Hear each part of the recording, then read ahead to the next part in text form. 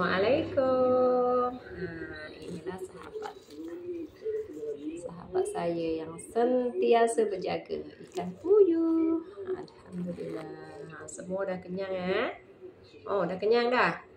Okey. Dah kenyang. Dah zikir dah? Ni gaduh saja ke? Bukan. Siapa buat hal ni? Jangan. Ush, kuat membebel dia ni. Ush. Jangan bergaduh. Dah asingkan pun nak bergaduh juga. Yang ini dia agak tenang je.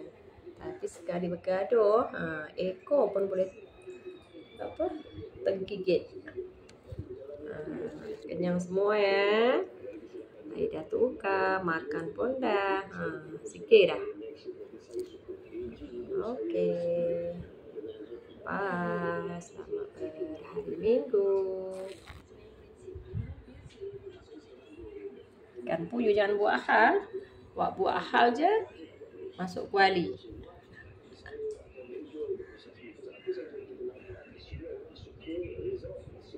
Ini pun satu. Ini buat hal je, buat bergaduh ya.